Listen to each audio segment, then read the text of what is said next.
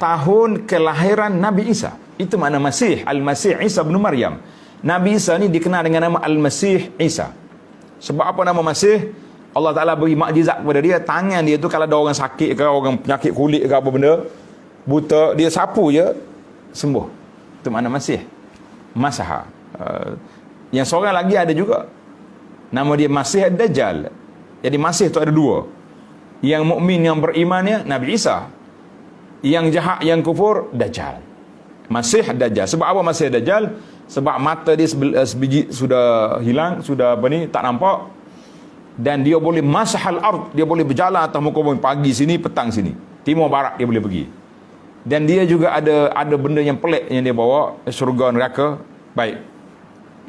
Jadi pensambutan awal tahun, kan, Al-Imam As-Suyuti yang meninggal tahun 911 dalam kitabnya Al-Amru Bil-Ittiba' wan Nahyu 'anil Ibtida', arahan supaya ikut sunnah Nabi sallallahu alaihi wasallam dan larangan daripada mereka-reka dalam agama, di bawah tajuk bid'ah sambutan tahun baru Masihi. Nah, kita ni tahun baru Masihi pakat nyala api, main mercun, kan, bunga api. Apa cerita ni?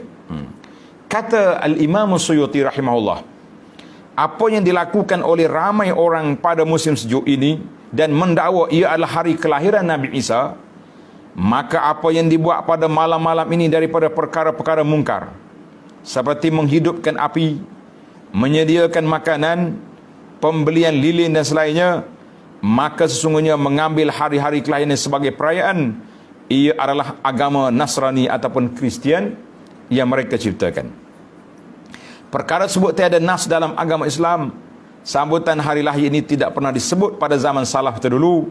Bahkan asalnya diambil daripada agama Nasrani, ditambah pula dengan sebab-sebab semula jadi, iaitulah pada musim sejuk, maka bersempena itu dinyalakan api. Kita ini pakai nyala lilin, nyala segala benda. Nah, pakai topi merah lah, macam-macam benda. Kita kata itu semua khurafat, jangan diikut. Patut orang Islam tidak meraihkan malam-malam yang seperti itu, kerana itu perbuatan orang kafir. Dulu kalau malam sambut tahun baru ni kak, melompat-lompat lah. Sekali dengan ketua, sekali dengan pengikut, kan, pesta-pesta, macam-macam maksiat yang berlaku. Hari ni ada sebahagian orang pergi modify pula. Oh, kami tak sambut macam mereka, tapi kami sambut dengan cara kita. Kita kata patutnya sepikan malam tahun baru itu. Walaupun kita sambut dengan gaya kita, tapi masih lagi menghidupkan malam yang dihidupkan oleh puak-puak Nasara, puak-puak Kristian, untuk membesarkan kepahaman mereka. Kita maka Nabi Isa tidak dilahirkan di bawah pokok Krismas. Nabi Isa dilahirkan di bawah pokok kurma, dalam suasana yang penuh keimanan kepada Allah Azza wa Jalla. Baik para jemaah sekalian, itu di antara fatwa Imam Suyuti yang berkaitan dengan tajuk kita ini, untuk kita sampaikan kepada masyarakat supaya kita sedar bahawa banyak perbuatan kita ni lebih kepada meniru-niru apa yang telah dibuat oleh orang kafir. Baiklah para jemaah sekalian, dalam surat Az-Zukhruf ayat 63 hingga 65, Allah ceritakan tentang Nabi Isa. Walamma ja'a Isa bil bayyinat, apabila Nabi Isa telah bawa keterangan yang nyata kepada kaum dia, qala qad ji'tukum bil hikmati, aku sudah bawa kepada kamu hikmah kenabian, wa li ubayyina lakum ba'd alladhi takhtalifuna fih, aku akan jelaskan apa yang kamu berselisihan tentang aku. Yahudi kata macam ni, Nasara kata macam ni, maka Nabi Isa kata fattaqullaha wa ati'un, hendaklah kamu takut Allah Ta'ala dan taat kepada Allah. Innallahu huwa rabbi wa rabbukum fa'buduh, hadza siratum mustaqim. Tuhan aku dan Tuhan kamu Allah, hendaklah kamu sembah Allah. Inilah jalan aku yang lurus. Maka dalam ayat 65 Allah gambarkan apabila Nabi Isa telah mengisytiharkan pegangan dia, Nabi Isa telah mengisytiharkan dakwah dia, apa dia?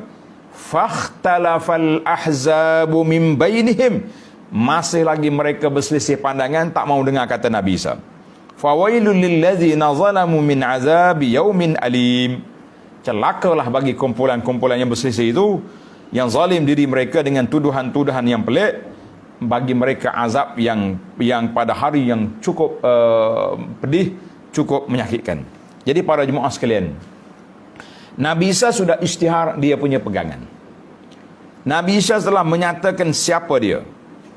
Tapi itulah pengikut hawa nafsu ni, mereka masih lagi tidak mau undur ke belakang.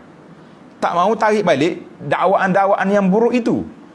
Maka kita sebagai umat Islam jangan ikut perangai puak-puak Yahudi dan Nasara ini.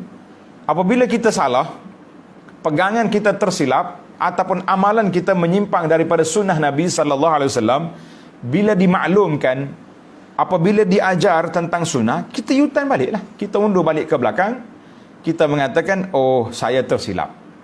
Jangan pula nak berkerah lengan, fakhtalafal ahzab, masih lagi nak mengikut cara ahzab, masih lagi nak mengikut cara orang ini, tak mau undur ke belakang. Walaupun Nabi sallallahu alaihi wasallam sendiri, ia menyatakan pegangan dia. Jadi jelas dalam surah Az-Zukhruf ayat 63 hingga 65, iaitulah apa yang berlaku, fakhtalafal ahzab, masih lagi berselisih